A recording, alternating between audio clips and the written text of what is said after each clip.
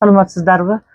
Бүгүн Кыргыз Түркманас университетинин окутуучусу, доценттин милдетин аткаруучу Бактыбек Исаков экөөбүз изилдөөнүн баскычтары, изилдөөнүн этаптары, пландаштырылуусу жөнүндө сүйлөшүп атабыз азыр.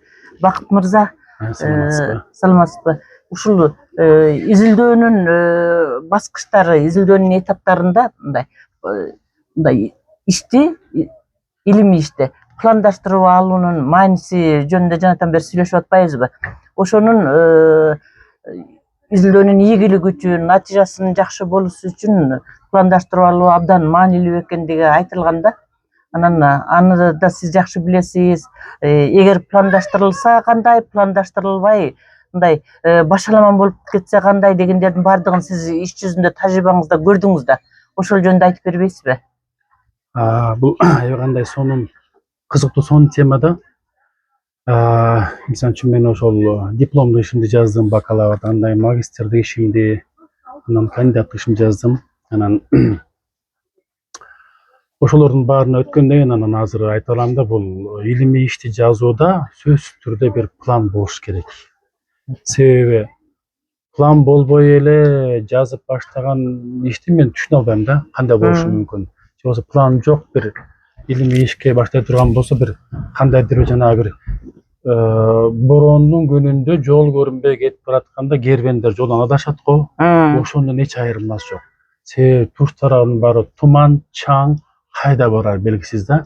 Өткөндө биз туш келди баса бермей. Өткөндө ушул сабакта мен айттым эле. Багытсыз жолго чыккан кемедей деген метафораны айттым эле да. Туура айтасыз, карабайсызбы? Ошол себептен бул планды эң жакшы түзүп алса, анан ошонун негизинде план бул мындай жол картасы сыяктуу да. Жол картасы. Мамлекеттер өнүккөндө жанагындай 5 жылдык, 10 жылдык, биринчи жылы эмне кылам, 3 жылдан кийин эмне кылам деп мындай жол картасы чийип алат го. Ошондой эле бара турган жерин жол картасын чийип алган сыяктуу да. Анан жол картасы болбосо бул мүмкүн эмес. Анан мындай да, кээ бир ошол окумдуги аспиранттар, магистранттар мындай кээде план өздөрү түзүп алышат да. Бирок мен айтып атам, өздөрү түзгөн жакшы, бирок аны сөзсүз түрдө ошо илимий жетекчиси менен көргөзүп, макулдашып, себеби илимий жетекчи бул баары илимий жетекчи. Ал ошолордун бүт баарынан өткөн. Баскычтын баарынан өткөн дагы. Ал ошол теманын жетекчи да. Ошондон көрөгөч, ошонун баарын билип турат да. Анан оңдоп түзөп, муну алалы, муну кошолу деп, ошол үчүн жетекчинин бул багыт бериши бул жанагы маяк сыяктуу эле да. Мен айтат болчумун. Ошон үчүн окуучу болобу, магистрант болобу, же бир кандидатка тапшырайын, баштайын деп аткан бир окумуштуу болоюн деген жаш изилдөөчү болобу, сөзсүз түрдө илимий ишин эң жакшы пландап алса, менимче бул жакшы нерсе болот. Албетте, ошолордун ичинен эң биринчи кадам ушу тема тандоо да. Теманы жакшы тандап алгандан анан иш ичинде баскычтары киришүү, адабияттарды жыйноо, адабияттарга сереп салуу дегендей бар. Анан ошол мезгилде даана билинип калат да, кайсы методду колдонуш керек изилдөөдө. Анан факты материалдарды жыйнап алып туруп, эң олуттуу ишке киришет, талдоо жүргүзөт, талдоо, анализ жүргүзөт. Анан барып туруп анан кийин жакшы жыйынтык чыгарыш керек да. Эми Бакыт мырза, сиздин өзүңүз деле эми студенттерге мындай дипломдук иш алып дегендей жетекчи болуп жүрөсүз. Анан бирок деген сиз да жаш изилдөөчү болуп башыңыздан өткөн да. Анан кийин баарын билип келдиңиз беле же кандай? Тажрыйбаңыздан бөлүшпөйсүзбү? Ооба, сөзсүз да баягы жаңылбас жак, мүдүрүлбөс туяк болбойт дегендей, мен да ошо эсимде, ошо тиги магистрдик илимий ишимде тиги өзүм эле жазып алып эле, теманы план түзүп алып эле, анан тема алып эле жазып кириптирмин да. Жетекчим бар. Жетекчим ал жакта декан болчу да. Анан декан болгон үчүн мага көп колу тийбегенден ал эми кишинин колу тийбей туруп өзүм жазып бериптирмин да. Анан баягы бир убакыт агайдын колу бошоп калып, анан кана алып кел көрөлү дегенсе эле алып барсам эле, биз экөөбүз башында койгон тема эмне эле дейт. Анан ушундай мына турбайбы деп ошентип десем, анан ушуну карап койчу, ушул тема менен могу мазмунуңдагы түзгөн ошо планда темалар бири-бирине байланышабы десем, көп байланышпаган жактары көп экен. Кыскасы 70% байланышпайт экен да.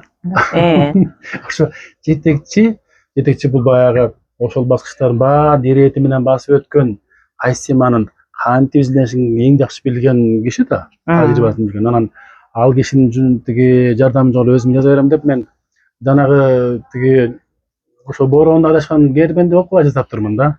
Анан ошондон бери билдим да, чындык эле бул жетекчи адис бул эң сонун жол көрсөткүчү да. Анан даярдаган иш планымдын, тиги илимий изилдөө планымдын ошо 70% жарабай кайрадан жазган эмесмди да. Ошон үчүн бул аябай маанилүү. Анан темада мындай да, темада деген мындай көрө жүрөбүз да, көптөгөн магистранттар, ошо аспиранттар кызыгып эле теманы тандап алышат дагы.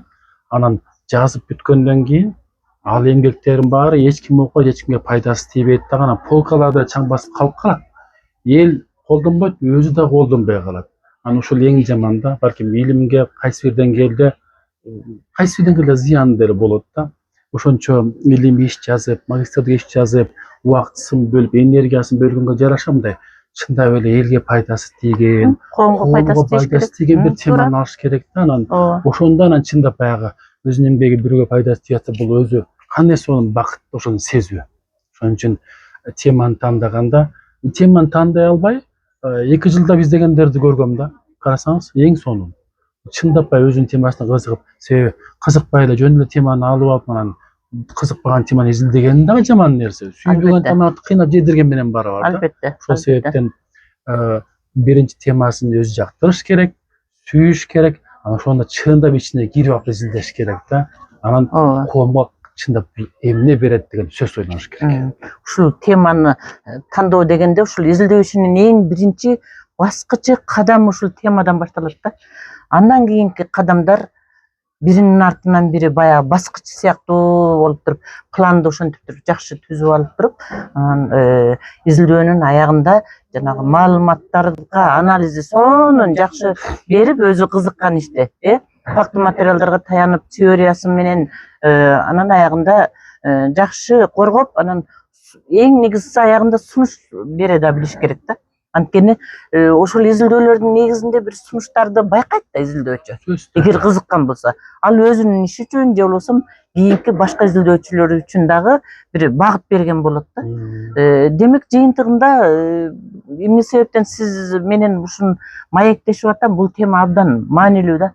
Демек кандай изилдөөчү болсун, диссертация болобу, макала жазабы, кандай болсо дагы эң негизгиси план түзүп алыш керек.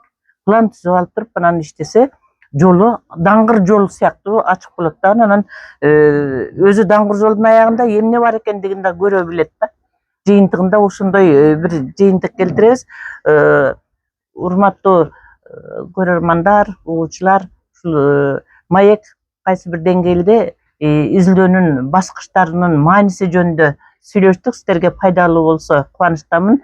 Кийинки жолукканга чейин саламатта калыңыздар.